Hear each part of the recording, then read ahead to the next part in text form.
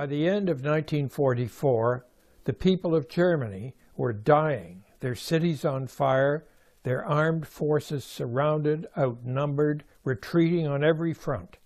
Still, the conquering Allies were afraid of Germany despite their own overwhelming military strength. British Prime Minister Winston Churchill was afraid that the German spirit would rise again and they would attack the British Empire. American President Franklin Roosevelt was afraid that German industrialists would rise again and conquer world markets. Soviet Premier Joseph Stalin was afraid that German fascism would rise again and destroy communism. As Allied tanks were racing into Germany in September 1944, Churchill and Roosevelt met in Quebec City to decide what to do after the war was over. They discussed a plan to pastoralize Germany, which meant in reality to keep on killing Germans for years after they had surrendered.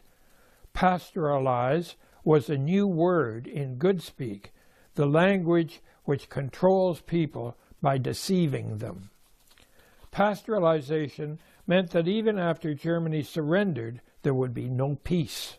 Instead, the war would continue by other means.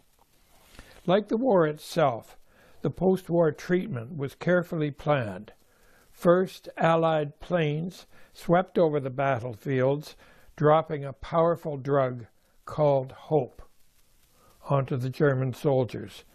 The drug was contained in millions of leaflets promising peace, food, and shelter if the soldiers surrendered. The next phase of the plan was devised by Roosevelt's friend Henry C. Morgenthau, who was Secretary of the U.S. Treasury.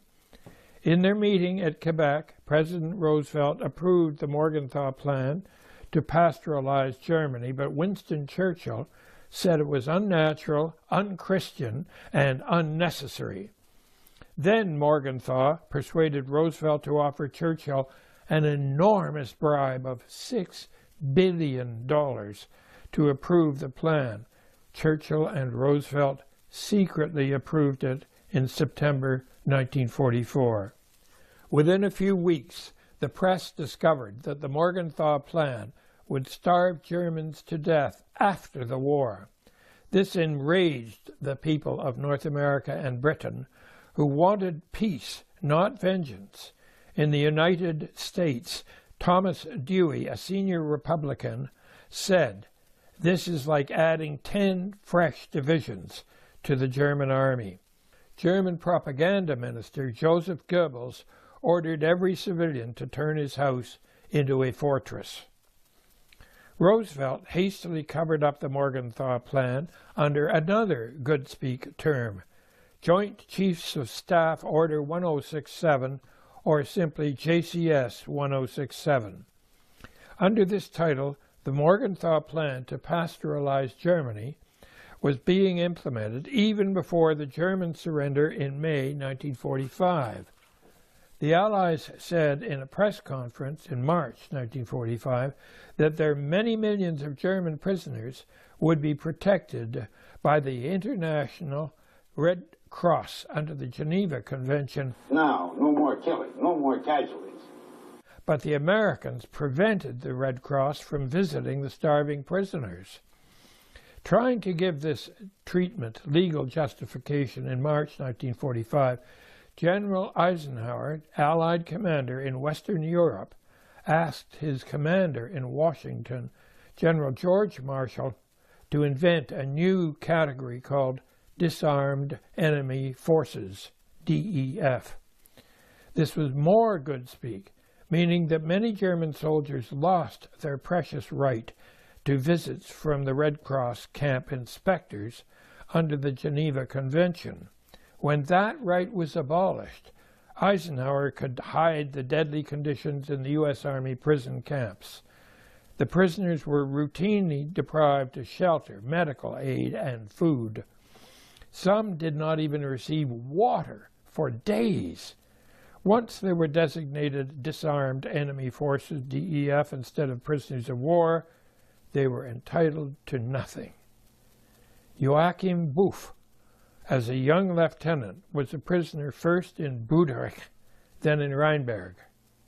Also die Verwundeten, die da waren, so wie ich es erlebt habe, wurden nicht versorgt. Well, from my own experience, I saw that the wounded were left unattended. No one cared. We were treated just like cattle.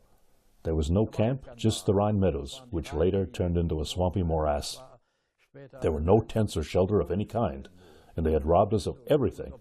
We were all freezing, shivering with cold. We were standing, lying, squatting, and so we huddled together like football players. We tried to find a dry spot and lay there, in the open, of course. Die Fußballspieler zusammengerollt und haben da versucht, eine trockene Stelle zu finden und haben da draußen gelegen. Das war so, das haben ältere Leute alle nicht überstanden. That was how it was. There were older people who did not survive all this. We got almost nothing to eat, let alone a hot meal. For the first approximately 100,000 people, there was a single source of Rhine water. It was a pipe as thick as one's arm through which Rhine water was pumped, running continuously. And there, if you were lucky, by jostling in the muck, you could just fill a little tin can with Rhine water. The result was an outbreak of diseases, typhoid fever, which I contracted as well. Da das Rheinwasser rauszuholen. Was das für Folgen an Typhus und habe ich auch gehabt. The main preparation the Americans made for most prisoners was to erect barbed wire fences around swampy meadows along the Rhine River. Everyone in Germany wearing a uniform including streetcar drivers, foresters, wounded men in hospitals, and their nurses was taken to the barbed wire prison gates, stripped of identity markers, robbed of their valuables, and abandoned in the mud. Die Plünderungen sind nachher im sogenannten Lager, tagtäglich. Das gehörte zum Tagesablauf. Later, lootings happened every day in the so-called camp. During the daily roll call, U.S. soldiers, one with a machine gun and another robbing the people. Everything had to be shown. Wedding rings, medals, military, decorations of honor if you had them. They had them all over their bodies, the rich watches all the way up their arms. Die Uhren hatten sie bis oben an den Arm. Also alles, was sie nicht interessierten, schmissen sie in den Dreck. They took everything, and what did not interest them, they threw in the mud. They said, that ring can't be pulled off. And so they drew a knife and simply chopped off the finger. Hidden from the Red Cross and journalists, the Americans began to keep false records of the prisoner totals, including transfers, additions, and so on. But there was a strange category marked Other Losses. The meaning of this term was explained in 1988 by Colonel Philip S. Lauben, Chief of the German Affairs Branch of Army Headquarters. Other losses meant deaths and escapes. And the escapes were very, very minor, fewer than 0.1%, Colonel Lauben said. Washington ordered Eisenhower to keep the situation in the camps secret.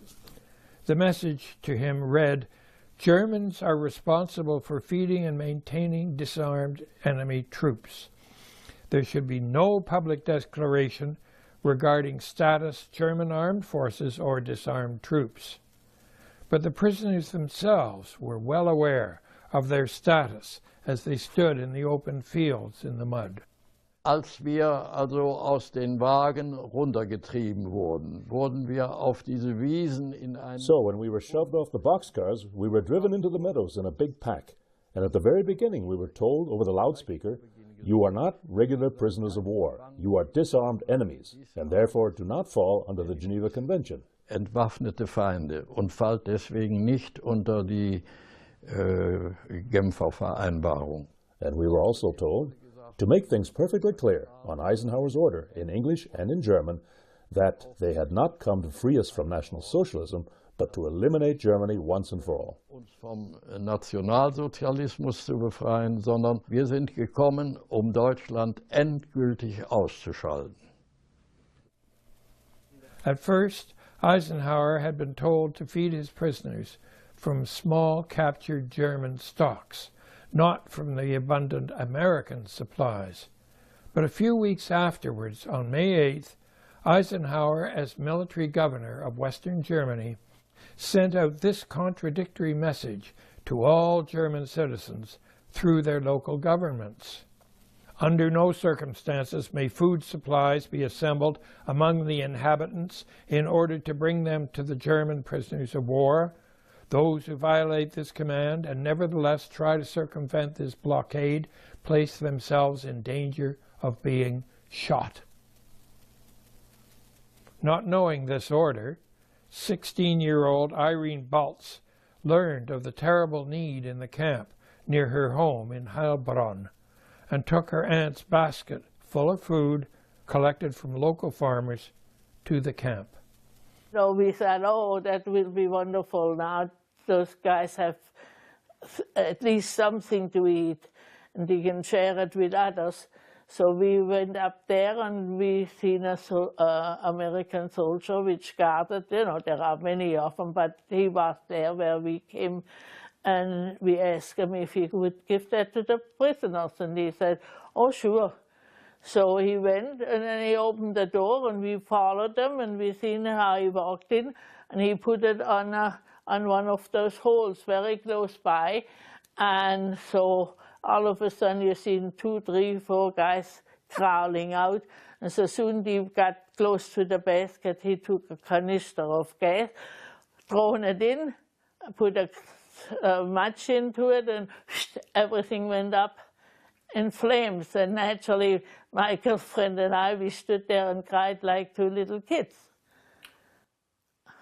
Eisenhower's new orders were so strictly enforced that one U.S. Army guard named Martin Breck was told that he would be shot if he gave bread to the prisoners.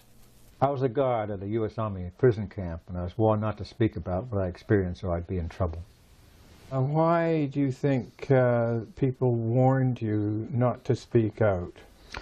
Well, the conditions in the camp were abominable. We neglected to feed them properly. They got a can of watery soup once a day, and it was so inadequate they were throwing grass and weeds into it when they could find them.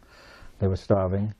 And we did not have enough water for them even. We were near the Rhine River, so they would crawl under the wires in an effort to get some water, and we'd machine gun them when they did that. Machine gun? Yes. And they had no blankets, no tents. Some of them had no overcoats. And they were sleeping in the mud. This was April, towards the end of the war. And it was a cold, late spring, and so they were dying, and dying in great numbers. And what impressed us, all of us, of course, were the trucks hauling the bodies away. We were told, when we were on guard duty, to shoot any civilians that approached the wires for any reason. And these prisoners had surrendered in expectation that they would be treated according to the Geneva Convention, is that correct? That's correct. They made great effort to surrender to us rather than the Russians, thinking we would treat them decently. And they were captured in uniform. They were not committing any war crimes or ever accused of war crimes, is that? No, we had prisoners there from age, looked like 12 or younger perhaps, and or over 70, or old men and very young children in the camp.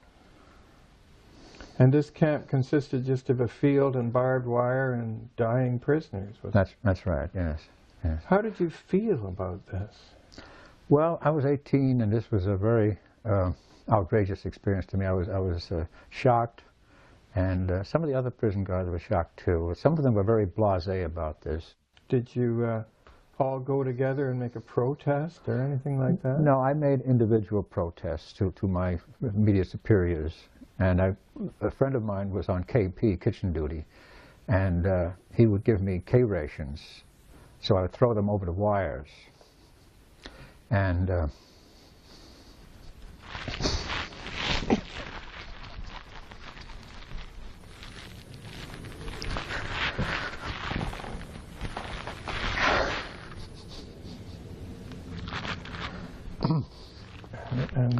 I've kept silent so long. It's been repressed so long. And so I'd be threatened with court-martial.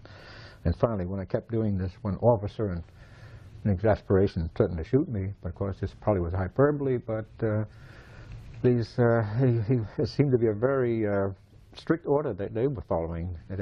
One of them bothered to explain to me that they were following orders too, and this is the way it should be, and I dare not oppose them. Perhaps it was not hyperbole. The French, who took over many hundreds of thousands of prisoners from the Americans in July 1945 to use as slave labor in France, also had such orders. This order contravened the Geneva Convention and Eisenhower's own personal promises to the German soldiers. Several women were shot and killed by guards at the Rhine camps, including Frau Agnes Spira, who brought food to the prisoners in the French camps at Dietersheim. At the camp in Bretzenheim nearby, the rations were about 800 calories per day, as this army ration book shows. However, starvation was unnecessary except as vengeance.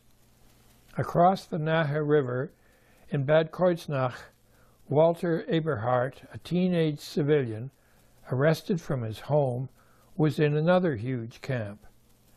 Ich habe 2 Tage nichts bekommen.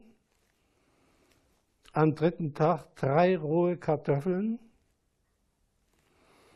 Kurz danach brach die Ruhe aus in dem Camp, aufgrund dieser Ernährung. For 2 days, I did not get anything to drink or to eat.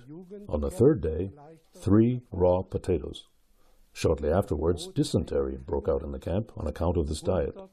Later, in the youth camp, I experienced somewhat better conditions. There, they introduced bread. 1 loaf for 100 people. The loaf was given to the officer in charge of 100 soldiers. He, in turn, had 10 officers under him, each responsible for 10 soldiers. Under their supervision, the bread was cut into 10 parts, and the officer in charge of 10 soldiers went to his group and again divided this 10th of the loaf. This is how they introduced bread. Dann wieder in 10 Teile. So wurde das Brot eingeführt. Joachim Buff describes the extensive food supplies in his camp at Rheinberg. Die Versorgungslage mit dem Essen war, wenn man... The food supply situation was like this. From the enormous mountains of food cartons stacked as high as a house, partly from German stocks, it appeared as though the food situation was excellent. Several times I saw that those handing out the food were sitting high up there on the boxes. And when the German officers came one after the other, each of them for his group of 100 or 10 soldiers respectively, they were told, "You're not going to get anything today. You were the major criminals." And then we returned to the starving and said, "We got nothing." Für die je Hundertschaft bzw. je Zehnerschaft hieß es, ihr kriegt heute nichts, ihr wart die Hauptverbrecher. Und dann kamen wir zurück zu den hungernden Leuten und sagten, wir haben heute nichts bekommen. Britain and Canada had 2 million German prisoners who suffered far less than most others, although camps over Vichy and Aurich were hellholes of neglect and disease. Some German prisoners were seriously maltreated in the interrogation center in Bad Nendorf. Most prisoners were discharged in time to help with the harvest of 1945. The deadly conditions in the American camps were not confined to those along the Rhine, but prevailed among all 200 American camps in Germany. Major General Richard Steinbach, then a colonel in the United States 7th Army, took over a camp at Heilbronn, built for 200,000 prisoners. I was deputy to General Ben Lear, who was deputy theater commander to Eisenhower. In 1945, it became obvious that the POW camp at Heilbronn, which was in our area, was very badly managed, and that they weren't being treated properly. It was crowded, and more people than they should have had. We saw the men dug holes in the ground. Were some of the men sleeping without any shelter at all, in holes in the ground? Yeah. They were? Most of them. Most of them. They got about 1,100 calories a day. And is that enough to support life? No, it takes 1,700 calories to support life. What did you think when you saw these conditions? I thought they had to be corrected. I ordered the U.S. camp commander to get supplementary rations. Have you ever heard of the Morgenthau Plan? Yes. Do you know what the plan meant? It meant starvation for the German POWs and the German population. When did that plan start operating, do you know? Immediately after the war. A little while later, Steinbach was sent to the U.S. on medical leave, and the shortages began again. Dragging the corpses out of Heilbronn was such a big job that the Army set up a sham hospital near the camp entrance where moribund prisoners would go to die. The guards wouldn't have to drag their corpses so far to the trucks. The chief medical officer in the sham hospital at Heilbronn was a private, Daniel McConnell, who had no medical training, no doctors, and no drugs beyond aspirin. After the war, the U.S. government awarded him 100% medical disability for post-traumatic stress disorder, largely because of his experience at Heilbronn. The Americans were not the only ones punishing Germans. More than 750,000 prisoners were delivered half dead to the French army to use as slave labor in France. The Americans transferred them in crowded, closed boxcars, along with coffins and boxes of quicklime to disinfect their corpses. The French sent thousands of prisoners into minefields with no training and inadequate equipment to dig up mines. Many of them were blown up. The French camp smelled so badly of decaying bodies and latrines that journalists noticed. Le Monde of Paris published in the autumn of 1945 a report by a bright young writer named Jacques Fauvet. As one speaks today of Dachau, in 10 years, people throughout the world will speak about camps like Saint-Paul-des-Joux, where 17,000 prisoners were dying so fast that within 2 weeks, 2 cemeteries of 200 graves each had been filled. This is a death rate of over 65% per year. In Europe at the time, the death rate among civilians was under 2% per year. In other words, for every normal death in Europe, 30 surrendered Germans died at Saint-Paul-des-Joux. Fauvet goes on. People will object that the Germans weren't very particular on the matter of feeding our men, but even if they did violate the Geneva Convention, that hardly seems to justify that we follow their example.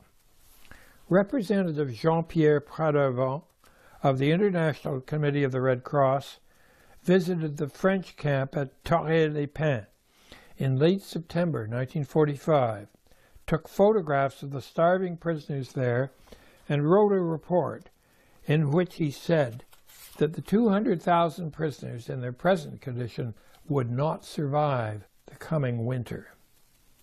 The commander-in-chief of the French camps, Major General Louis Buisson, wrote, "They were given enough food so that they did not die too quickly." Wolfgang Heinrich, 17 years old, was shipped from Rheinberg to a camp in France. In Le Mans schossen manchmal die Bewachungssoldaten, das waren Franzosen, die schossen einfach mal so aus Spaß ins Lager, nachts. Und in Le Mans, the guards, they were French, sometimes fired shots at random into the camp at night, just for fun. And well, it seems that most of the food was moved away, for food was so scarce in Le Mans that we became really weak. If you wanted to stand up, you had to hold on to a tent pole, so undernourished we were, even as young guys. Washing was impossible, and there were no toilets either. Instead, there was only a plank in front of a hole, and if a man was too weak to sit on it and fell over backwards, he was gone. Und wer da in schlechtem Zustand sich draufsetzte und hinten überfiel, der war weg. The French camps became known as les camps de la mordante, or slow death camps. In the summer of 1945, the Morgenthau Plan was incorporated into the Potsdam Agreement among the victorious Allies and was signed by Truman, Churchill, and Stalin. It turned vengeance into official policy, sanctioning the hatred which European civilians already felt. More than 16 million people in East Prussia, Silesia, Pomerania, and smaller areas were expelled by force from their land and their houses. They had to leave most of their possessions behind. The little they could take with them was piled high on wagons, handcarts, and even baby carriages. As the farmers trudged along the highways, their cattle followed in the fields beside them. The Soviet writer Ilya Ehrenberg wrote articles for his army newspaper Red Flag, urging Soviet soldiers to rape as many women as they could. Millions of women were raped. The poet Alexander Solzhenitsyn wrote in Shame about a rape in Prussia when he was a Soviet officer in 1945. In his book of poems, Prussian Nights, he wrote, 22 Hochingstrasse. It's not been burned, just looted, rifled, a moaning by the walls half muffled, the mothers wounded, still alive, the little daughters on the mattress, dead. How many have been on it? A platoon, a company perhaps. The mother begs, kill me, soldier. This poem, by a winner of the Nobel Prize for Literature, went unpublished for 30 years. Until recently, it was only by word of mouth that a few people in Germany and Russia could express what had happened. Some could not bring themselves to tell their stories at all. Anna Tuer was sent as slave labor to the Ukraine. I haven't talked about it for years. I didn't want to upset my children. I thought they should grow up without any hate. I was a 17-year-old girl when I was deported to a slave camp in the Ukraine, in Kryvyi Rog, for 2.5 years. When I came back, after 2.5 years, I weighed 30 kilograms. I had lost my homeland. I had lost most of my relatives. And I was all by myself in East Germany. I never knew what happened to my mother or my grandparents. And I just wanted to get home, but we never got home. It was not until 1990 that Johannes Heising, first a prisoner of the Americans and then of the French, who later became the abbot of a monastery on the Rhine, published a book about his experiences in the American camp at Remagen. Later on, another former prisoner at Remagen wrote to him asking why he hadn't described the American bulldozer that buried living men in their earth holes, while other prisoners screamed, "Murderer! Murderer!" Heising said, We tried not to see the suffering in extenso and dying comrades. The horrors of the camp and occupation themselves imposed a form of censorship because the human mind protects itself from cruel memories by refusing to store the worst images. Even in the German Bundestag a quarter of a century later, self-censorship canceled reality. The foreign minister, Willy Brandt, told the Bundestag in 1969 that the Foreign Office had to go into the book publishing business so that he could instruct a group of German authors in how to write about the 1.5 million soldiers still missing after 24 years. He told the whole nation that this was to prevent the authors from provoking a public discussion at home and abroad, which would open old wounds and would not serve the reconciliation efforts of the Federal Republic's foreign policy. At the highest levels of the German government, it was therefore official policy to say that only the Germans were guilty for the war. Only German atrocities would be counted. Education and the media were severely controlled so that the new generation grew up believing that their ancestors were uniquely criminal on a global scale. This good speak policy towards history is still enforced today. In Germany, what is known is not true, and what is true is not known. But Konrad Adenauer, who in 1945 was the mayor of Cologne, had not learned good speak. In 1945, Adenauer told an American Army officer to his face that thousands of prisoners had died because they were held in American camps in conditions contrary to the Geneva Convention. He quoted ordinary Germans as saying that the Americans were not much better than the Nazis. But the Allies, through their German servants, censored such comments out of the German media. So Chancellor Adenauer had to travel beyond Allied control to the Swiss Parliament in Bern in March of 1949, where he could speak openly about the German expellees. Adenauer said, and these are his handwritten notes, later reprinted in his memoirs, 6 million German refugees have vanished from the earth. They are dead, gone. This was even more shocking because the 6 million refugee deaths were in addition to the 1.5 million prisoner deaths. Germans and Allies suspected Adenauer was telling the truth, but the Allies angrily denied it in their newspapers.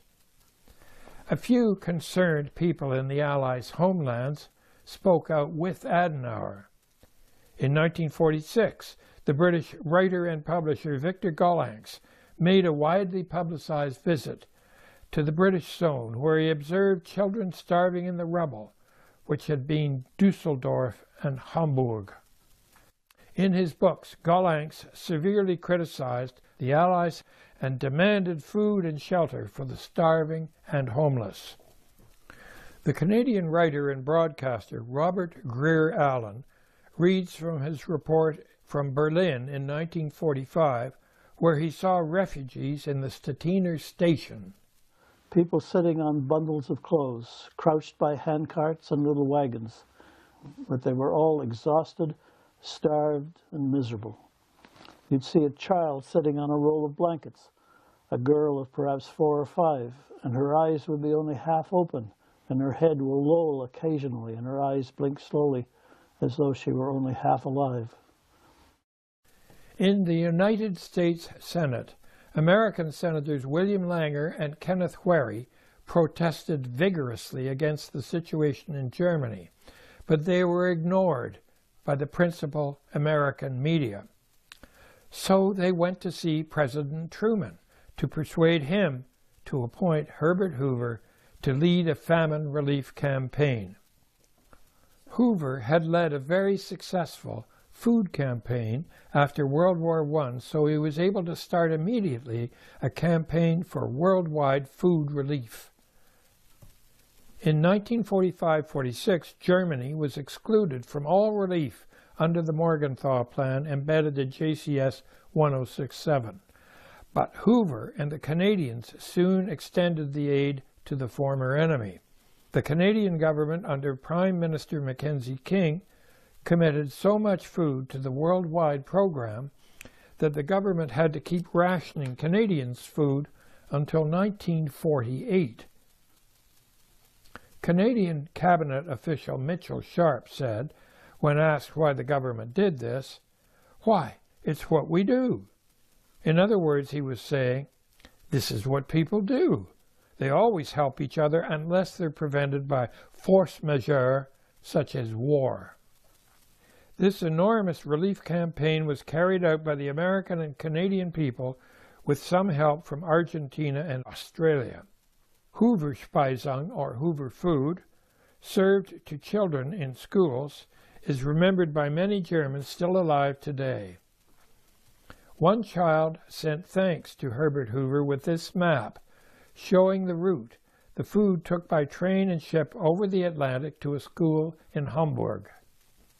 But afraid of public opinion at home, the Allies had to hide what they were doing in Germany, so they also had to hide that the Allies themselves were causing the suffering.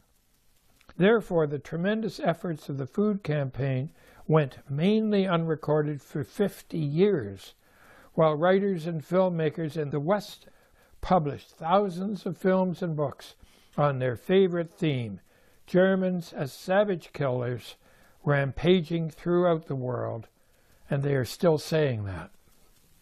After Konrad Adenauer became the Chancellor of West Germany in 1949, he decided to investigate the rumors of mass deaths among the missing prisoners. He appointed the Ausschuss für Kriegsgefangenenfragen, or Commission into the Prisoners of War question, which in 1953 produced the names of over 1,154,000 German prisoners still missing or not accounted for after 9 years of so-called peace or pastoralization. The Adenauer government deposited this list of missing POWs in the United Nations in New York, asking for action. Nothing was done, although scores of monuments to German crimes have been erected in Poland, Germany, France, England, Canada, and the United States. Because of Cold War hostility, Adenauer's prisoner survey was incomplete in East Germany, and later surveys, including East Germany, showed that the true figure of the missing prisoners of war was between 1.5 and 2 million dead in camps of the USSR, the USA, and France. Among the civilians in all of Germany, disease and starvation drove the death rate higher than it had been since the Middle Ages. In Berlin in the summer of 1945, the death rate among babies and infants was almost 100%. The few tiny survivors faced a death rate 10 times the rate in the rest of Europe. Eva Berk was the young mother of a baby herself in a small town in Thuringia in 1945. I had ration card number 2, and I was hungry all the time. It hurts in your stomach. It aches like you have a bad toothache in your stomach. All the time. Where would a soldier would have met an older man who had ration card number 5, which you could almost figure out on paper when he was going to be dead of starvation. For years, the Allies imposed severe trade restrictions on the Germans to impede their recovery. Communication between the occupied zones was banned or reduced, making it impossible for normal business to revive. The Allies lifted all machines from many factories and carried them away. The press was discouraged from reporting these events. According to Herbert Hoover, he could believe only 1/10 of what he was told by the Morgenthau people, who reported in good speak even to him. Homegrown German food was stolen, along with wood, coal, and almost a third of Germany's best farmland. Over $20 billion in reparations were exacted. That was the amount that the Allies admitted that they had taken, but the true amount was much greater. The American historian John Gimbel found that the Allies were hiding thefts between $4.8 billion and $12 billion in intellectual property alone, plus billions more in confiscated foreign assets, shipping, machinery, food, coal, and timber. The men having been killed, imprisoned, maimed, or enslaved, the women took over. These Trümmerfrauen, or rubble women, knocked mortar by hand from every single brick to rebuild the demolished cities, brick by brick. Starving mothers among them cared for their hungry children in basement ruins, meagerly supported by the food relief from North America. The situation in Germany was bizarre. The Allies were wrecking factories but demanding reparations from German industry, starving the people but forcing them to work, wreaking deadly vengeance but feeding them from sympathy.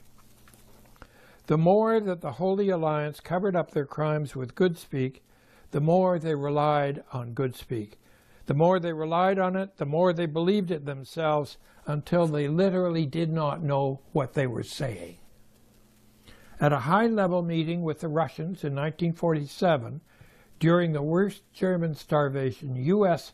Secretary of State George Marshall was so misinformed that he told the Soviets at the table that the Americans had taken only $10 million in reparations, whereas economist historian John Gimbel said that they had taken more than $5 billion worth, which is 5,000 times as much. The Soviets and the Americans each accused the other of lying about their reparations as the Germans starved to death in the streets outside the door. Unable to speak to each other honestly, the former Allies mistrusted each other so much that the Western Allies began strengthening Germans in the three Western zones so they could become allies against the Soviets in the East. The Western Allies reduced reparations, reformed the inflated currency, permitted immigration, and restored communications, although they did not restore free speech. The West Germans began the Wirtschaftswunder, or economic miracle. Starting with starvation and rubble and virtually no natural resources, the West Germans within 15 years had achieved the economic primacy in Europe that the Allies had fought for 2 world wars to prevent. Soon the Germans were once again among the richest people in the world. They thus proved that for the Allies to resist German economic superiority, war was pointless. And for the Germans to gain superiority, war was not necessary. People everywhere admired the Germans for their amazing achievements. No one asked why they so recently had been starving and destitute. If the historians of the Holy Alliance wrote anything at all about Germany immediately after 1945, they blithely passed over millions of German deaths to praise the Nuremberg trials of Nazi leaders. Good speak, plus shame for their own death camps and distaste for the ugly subject itself, annihilated research about the occupation. Apart from a few small circulation books about the expulsions, nothing accurate was published about the Morgenthau Plan and German starvation for many years after the war. The starvation was caused, Western historians said, because there had been a world food shortage, but the United Nations officially disproved this. Food production around the world was higher in 1947 than ever before. Many Germans starved, and only because the Allies denied them food. Millions more Germans died of Allied action after the war than during the war, but nothing was accurately recorded until 1989. During the war, the German government counted about 4.5 million dead soldiers and civilians. The German censuses observed by U.S. Ambassador Robert Murphy have shown that the deaths in Germany increased greatly after the war, reaching certainly 9 million more dead Germans and perhaps up to 14 million in the 6 years of peace, only because of Allied policy. We can never be sure of the total number because the Allied governments covered up this tremendous national slaughter and are still doing so. As the U.S. naval officer Dr. Albert Benke said, Germany was subjected to physical and psychic trauma unparalleled in history. Then, in 1989, from faraway Canada came a book entitled Other Losses, revealing that over 1 million German prisoners had died in French and American camps, 10 times as many as fell in the fighting in the whole west of Europe in 1940 to 1945. The foreword to Other Losses was written by a senior United States Army historian, Colonel Ernest F. Fisher. This eminent American authority stated that the French and American armies had casually annihilated about 1 million men, end quote. Other Losses, the book, caused a scandal among politicians, diplomats, journalists, and academics in Western Europe and North America. At first, the senior American writer on Eisenhower, Stephen E. Ambrose, supported the findings in Other Losses. After reading the book in manuscript, he wrote, "I have now read Other Losses, and I wish I had not. I have had nightmares every night since I started reading. You have a sensational, if appalling, story, and it can no longer be suppressed, the full impact of which neither you nor I nor anyone can fully imagine. Many will curse you, many will denounce you, many will argue with you, most will try to ignore you. Sincerely, Stephen E. Ambrose." After the book came out, Ambrose appeared on the Dan Rothers CBS News. I think Jim Bach has made a major historical find here.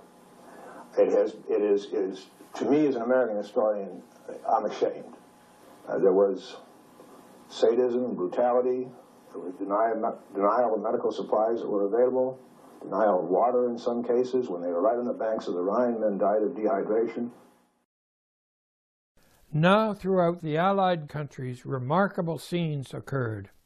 Many thousands of eyewitnesses who had been prisoners, including guards and one camp commander, said on film, television, and in newspapers that the American camps were deadly and that Other Losses was true. A Canadian magazine made the book a cover story. German newspapers were flooded with letters to the editor after the book was reviewed. A few Allied historians immediately protested, "No, there were no such mass deaths." The contrast could scarcely have been more striking. All those who said the camps were deadly had been in them. None of the historians who said the camps were okay had been in one. It was an historical insurrection. The voiceless and powerless victims, who had long been silenced by the powerful few, suddenly rose as witnesses against them. Then, in February of 1990, Stephen Ambrose, contradicting what he had previously stated, wrote a review in the New York Times Book Review, saying that Other Losses was spectacularly flawed and would be seen to be worse than worthless when the necessary research was done, end quote. Sir Michael Howard, in the Times Literary Supplement in England, admitted that he was an innumerate historian, incompetent to judge the book's crucial statistics, but he nevertheless knew that they were wrong because they could not meet his standard of inherent probability. Sir Michael did not define his standard of inherent probability, which was just as well, because standards are fixed and probability varies, so the two are incompatible. This helped to impose only one view of history, namely that harsh view of Germany imposed by the Holy Alliance in 1919, reinforced in 1945, and still in place today. The view is that Germany alone bears the guilt for starting both wars, that her Nazi leaders were all criminals fairly tried and justly punished at Nuremberg. Even today, this is enforced by special provisions in German criminal law against denying or belittling Nazi crimes. Many Germans accept this without inquiry because they consider it to be politically correct. As it was before, so it is again. The people of Germany are misinformed by inaccurate films and books to their own economic and spiritual disadvantage. As it has been said by Bundeswehr officer Max Klar, quote, Germany is a nation of wounded souls, quote. And when one generation writes history down wrong, the next may want to fix it with a bomb. Lying and spying go on everywhere, but they also have a local habitation, and the name is Military-Industrial Complex, which now controls the Holy Alliance of Britain, France, Canada, and the USA, victors of both wars against Germany. President Eisenhower explained the term in his exit speech in January 1961. Good evening, my fellow Americans. We have been compelled to create a permanent armaments industry of vast proportions. In the councils of government, we must guard against the acquisition of unwarranted influence, whether sought or unsought, by the military-industrial complex. The potential for the disastrous rise of misplaced power exists and will persist. We must never let the weight of this combination endanger our liberties or democratic processes.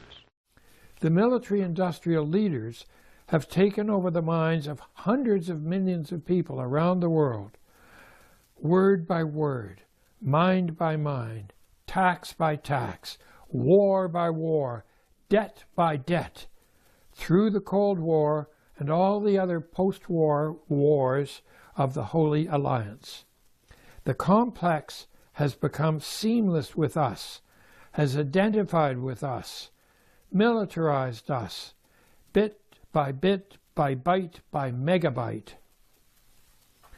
This process has been thorough and extensive, beginning in government archives, which in the 1940s were censored by Eisenhower to hide his crimes against German prisoners, and going on through modern times. In 1987, Major Merritt Drucker of the U.S. Army was stationed in Germany with the U.S. Army near Rheinberg. He then discovered from a German ex-prisoner that there had been a huge POW camp near Rheinberg.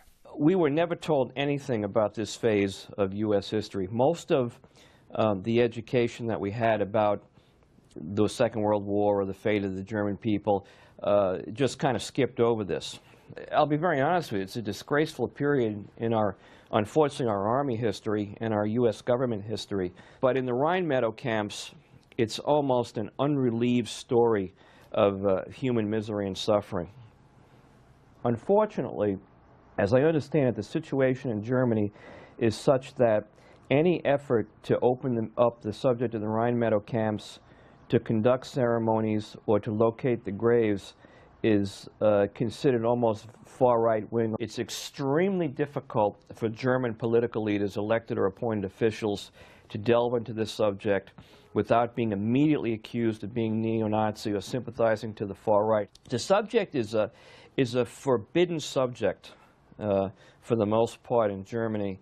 And in the United States, it's a subject we don't want to write about and don't want to investigate. So for these reasons, the subject has been covered up to an extent. Just denial of it, not looking at it, not researching, destroying records is one way that history can be covered up. We need to do history better. We need to do military history in an accurate, objective fashion. The accuracy and honesty of such brave men as Colonel Fisher, Alfred de Sias, Edward Snowden, or Julian Assange are obvious, but we scarcely notice because we rarely feel the insidious, slow takeover of our minds, word by word. The military-industrial leaders contort words by the ignorant force of their misconceptions, such as a mission means an attack, oversight uniquely means overview, degrade means obliterate, other losses means massacre, mission accomplished stands for mission failed, neutralize means murder, enhanced interrogation hides torture, asset means fighter jet, kettle means terrify, pacify says crush, surveil means spy, stabilize means subjugate, pastoralize means genocide, and democracy means tyranny. These changes were conceived by the military-industrial leaders and later spread by infected journalists. Every time you use or understand one of these words, a few synapses of your memory are infected. Every time you hear the word torture and you ease your conscience by translating it to mean enhanced interrogation, you are spreading the infection in your brain. The infected synapses spread the virus until your earlier version of yourself has mutated into a newer version of yourself, and you have become what you did not want to be. You are one of them. This gradual seizure of power over us is not a hostile takeover, but a merger between the power elite and the flattered masses who loved to believe what they were told at the end of each of our post-war wars. We were victorious because we were virtuous, which has now become we are virtuous because we were victorious. To maintain the virtue of the Holy Alliance, ratified at Nuremberg, we continue to maintain the criminality of Germany. That is why, astoundingly, there is no peace treaty for World War II between the Holy Alliance and Germany. That is why the Holy Alliance blames the Germans for starting the war and for their evil deeds in their concentration camps. That is why there are still 100 American military bases in Germany. That is why Germany has paid hundreds of billions of dollars to its victims. Why it places armaments at the service of the Allies and Israel. Why the UN Charter to this day identifies Germany as a hostile state, and that is probably why the bankrupt United States government is so reluctant to return the 300 tons of German gold deposited there for safety during the Cold War. Germany, the obedient servant of the Holy Alliance, has nevertheless become one of the most popular, progressive, and prosperous nations of the world. The United States, secure, prosperous, and popular around the world in 1945, is now to many people a frightening and discredited warmonger. The Allies forced lessons on the Germans by murder and by defeat. Learn some humility, correct your faults, apologize for your crimes, compensate your victims, and reduce militarism. We might help the Germans of today to realize that they are still enchanted by stories of their guilt. It would be healthy for those of us in the Holy Alliance to seek forgiveness from the Germans for what we have done. The Germans have learned lessons from their atrocities. We have learned nothing from ours. Perhaps we will soon. One day we must.